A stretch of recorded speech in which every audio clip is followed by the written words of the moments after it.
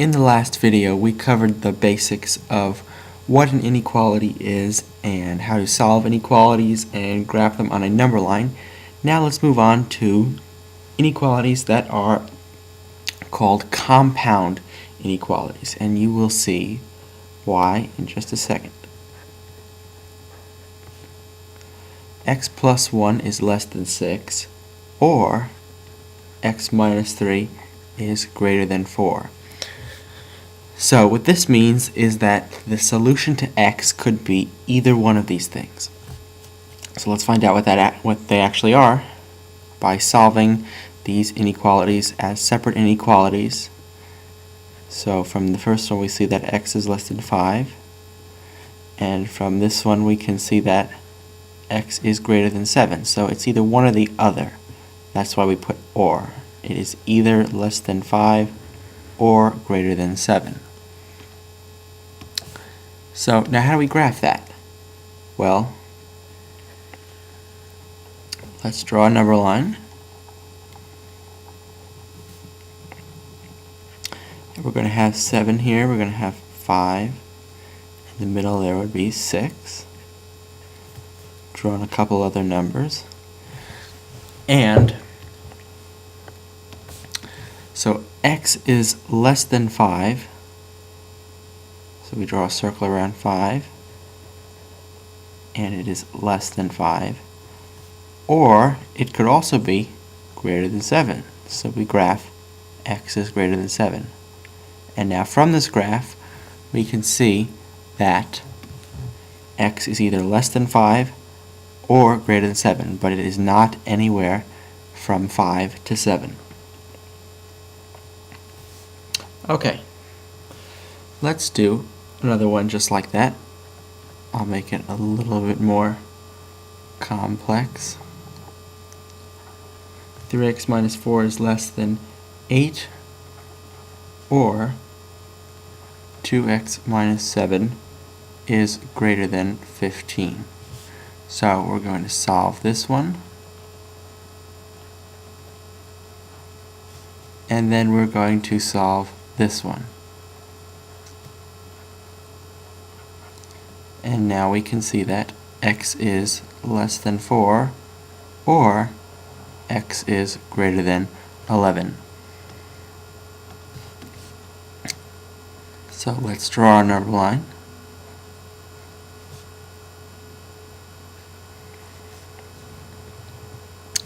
So now, this is a little strange because these numbers are pretty far apart. If we put a 4 here,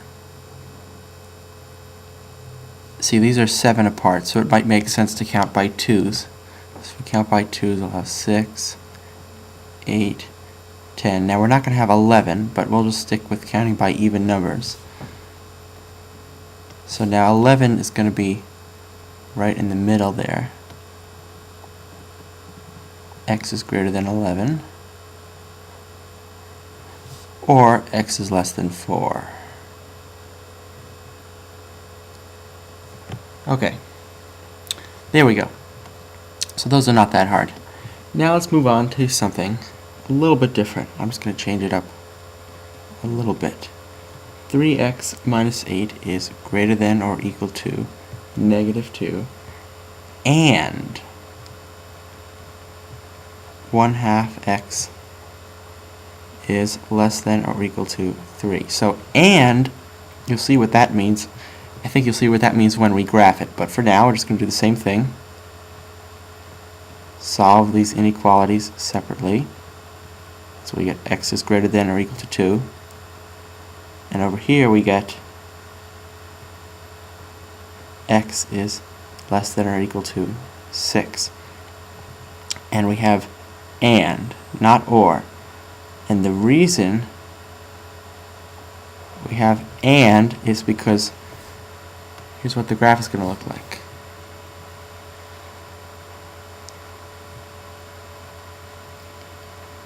Put 2 and 6 on the ends.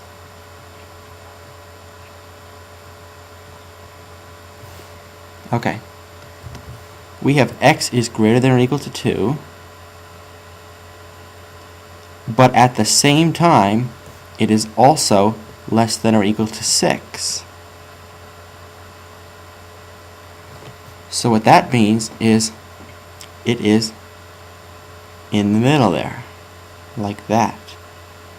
It is both greater than or equal to 2 and less than or equal to 6. Since it's both at the same time, that means it cannot be less than 2 or greater than 6. So that is how an AND inequality works. Okay, let's try another one of those.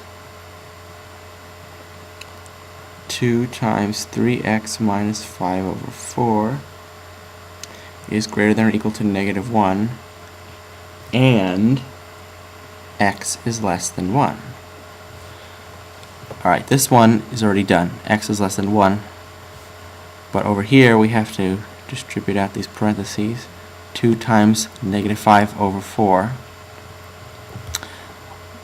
is going to be negative 5 over 2.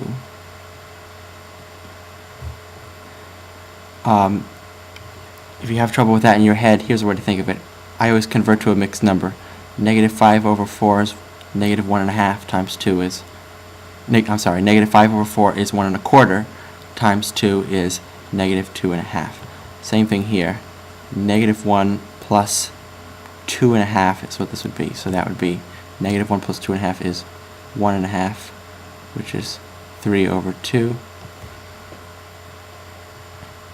And now 3 over 2 divided by 6. This is 1.5 divided by 6, which is 1/4. So we have x is greater than or equal to 1/4 and x is less than 1.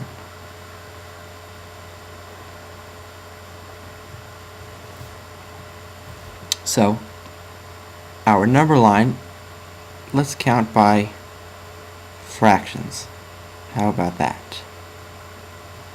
So we have 1/4 on the end here. Put a 1 there. Fill these in.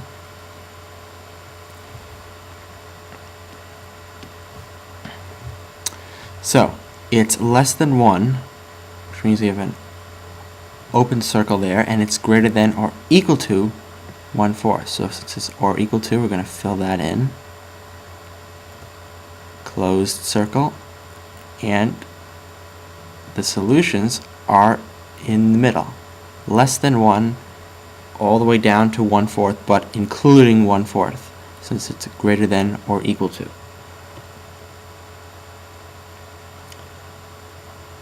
Okay, now we're going to do another AND inequality, but it's going to be written a little bit differently. Negative 2 is less than or equal to 4x minus 10, which is less than or equal to 20. So all this is saying is it's a two inequalities in the AND form, but they're just combined together. This is saying negative 2 is less than or equal to 4x minus 10, and 4x minus 10 is less than or equal to 20. But when you have it in this joint form like that, of course you could split it up into an AND inequality in this format, but here's a little shortcut. You can actually sort of solve this whole thing like one big equation. So to get rid of this minus 10 here, we can actually add 10 to everything, like this. Negative 2 plus 10 is 8. 4x minus 10 plus 10 is 4x. And 20 plus 10 is 30. And now we can divide everything by 4. So we'll get 2 is less than or equal to x, which is less than or equal to 30 divided by 4 is 7.5, which is 15 over 2. So this is our answer there. And again, this is the same thing as saying x is less than or equal to 15 over 2, and x is greater than or equal to 2. I read that backwards there, but if you were going to split it up, that's probably how you would write it, so that the x comes first. Anyway, what we want to do now is graph this. It's going to be graphed just like a standard AND inequality. So put 2 here. What's the next whole number after 7.5 here? That would be 8. So let's just use that.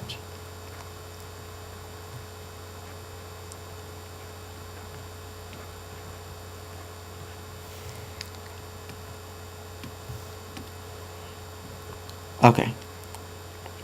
So x is less than or equal to, this is 7.5, so right there. Or equal to, okay? Now, 2 is less than or equal to x, which means x is greater than or equal to 2. So it's greater than or equal to 2, and less than or equal to 15 over 2, which means it is both of those numbers plus everything in between. Just like that. Okay.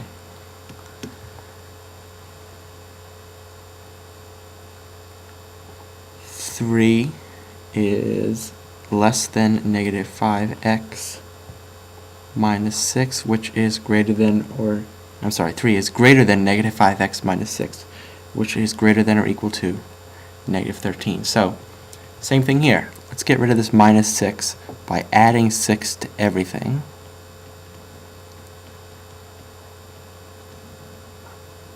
Okay. We add 6 to 3, we add 6 to negative 5x plus 6, we add 6 to negative 13. Now, to get rid of the negative 5 in front of the x, we're going to divide everything by negative 5. So this becomes negative 9 over 5. And remember, when you divide by a negative number, the inequality flips. So greater than becomes less than. And greater than or equal to becomes less than or equal to. I'm sorry, this would be positive 7 over 5. Negative 7 divided by negative 5 is positive 7 over 5.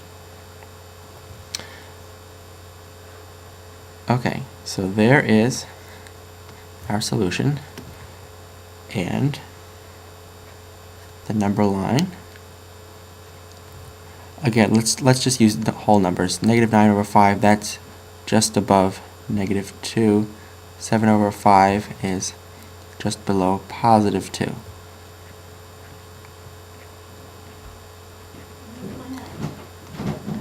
So here we have x is less than or equal to 7 over 5. So 7 over 5 is 1 2/5. That would be right about there. And x is greater than negative 9 over 5. Negative 9 over 5 is negative 1 4/5, so right in front of the negative 2.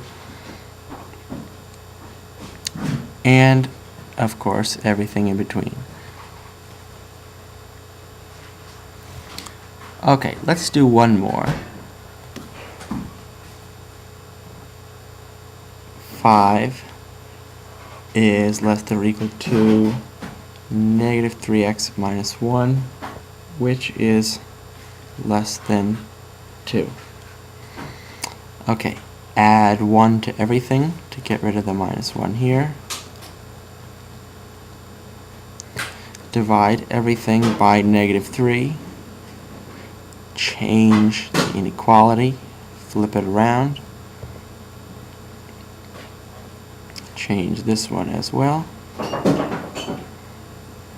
And here we have x is greater than negative 1 and x is less than or equal to negative 2.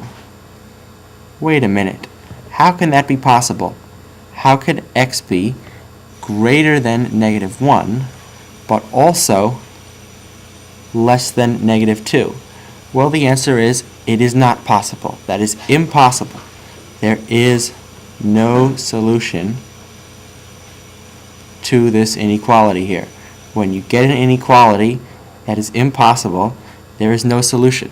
There's no value of x that is greater than negative 1 and less than or equal to negative 2. Now, if this were an OR inequality and you had x is greater than negative 1 or x is less than or equal to negative 2, then there would, of course, be solutions, and you would be able to graph that. But you have to be careful. If this inequality is in the AND form, and this is the AND form, meaning that these are two separate inequalities and they're both true at the same time, and it does not work, then there is no solution.